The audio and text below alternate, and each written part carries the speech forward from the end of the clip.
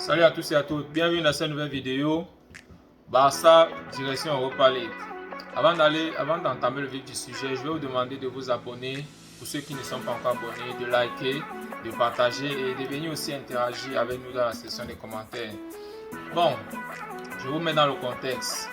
Le Barça devait gagner à Munich pour se qualifier en 8e de Champions League. Et le Barça n'a pas pu gagner ce match.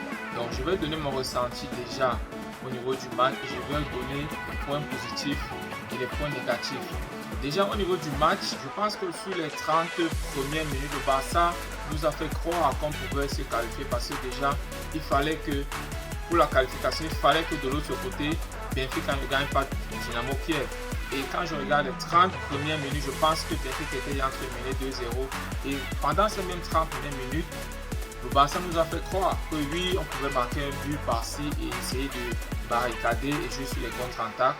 Mais le match commence, je pense que la composition de Xavi était assez cohérente. Maintenant, Ter Stegen, je ne sais pas s'il lui faut les lunettes parce que moi je ne comprends pas Ter Stegen. Le Bayern joue en rouge, le Barça joue en jaune. Je ne comprends pas comment Ter Stegen veut faire de sortir un ballon, il donne la passe à Lewandowski. Je n'ai pas compris cette phase de jeu. Et je pense que déjà, Busquets qui est la colonne vertébrale de ce Barça quand il s'agit de ressortir les ballons. Je pense que le Bayern est simplement venu bloquer Busquets et c'était fini, on ne pouvait plus rien jouer.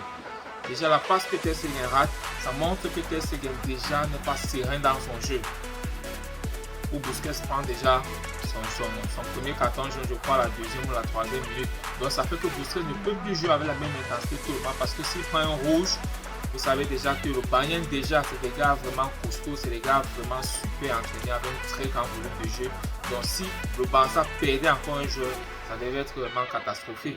Donc je pense sur cette action de jeu là, Ter Stegen n'a pas vraiment manqué de concentration et c'était déjà un point, un signe qui montrait que la soirée n'allait pas être bonne pour Ter Stegen. Maintenant le deuxième point, c'est la sortie de Jordi Alba parce qu'il était en train de faire un très bon match. Il était vraiment en train de défendre, il essayait vraiment d'aider l'équipe quand il pouvait. Et puis il est sorti.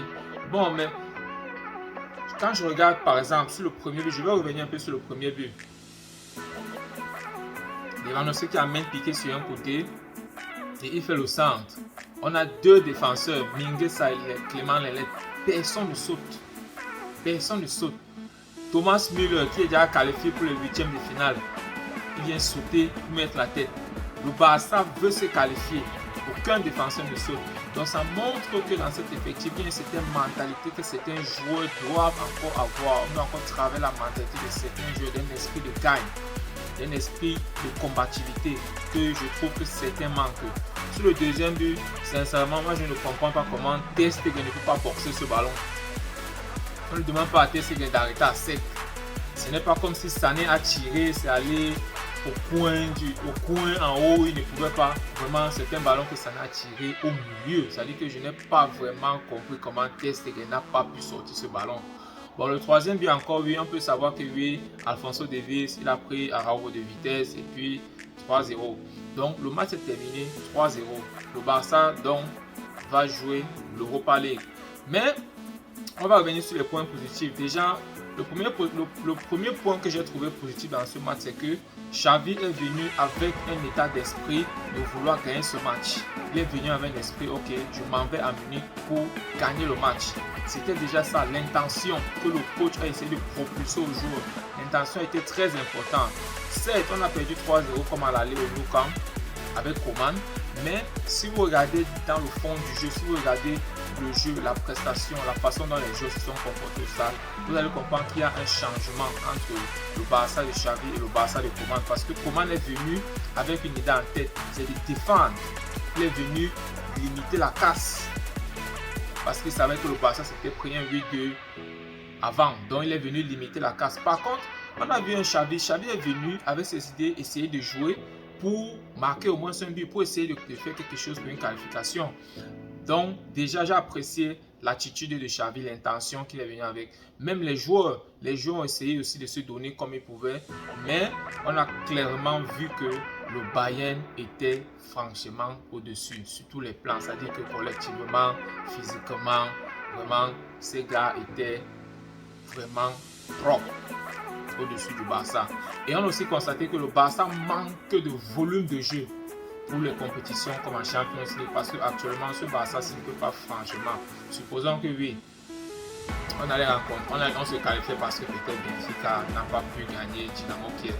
Et quand on tombe sur un Manchester City, on tombe sur un Chelsea, on tombe sur un Liverpool ou sur un PSG, sincèrement, Barça ne peut pas compétir dans ce carré-là, sincèrement. Donc je pense que le second point positif, c'est ce match-là nous a permis de voir le réel niveau du Barça. Le niveau actuel du Barça, c'est ce qu'on a vu hier à Munich. Donc je pense que c'est un point positif. Pourquoi? Parce que ça nous permet de savoir comment est-ce qu'on peut reconstruire sur cette base. Donc voilà autant de choses que la direction peut observer. Ok, bon, voici ce que nous avons, voici notre niveau. Qu'est-ce qu'il faut faire pour aller à un niveau où on pense que ça va ça va satisfaire le club et ça va satisfaire les fans et tout le monde à côté. Donc je pense que ce match nous a permis de voir le vrai niveau du Barça. Et aussi, le troisième point, c'est j'ai trouvé que c'était les plus jeunes qui étaient vraiment plus motivés même que les vétérans, parce que je voyais un Gavi qui avait la mentalité vraiment, il était vraiment bagarreur.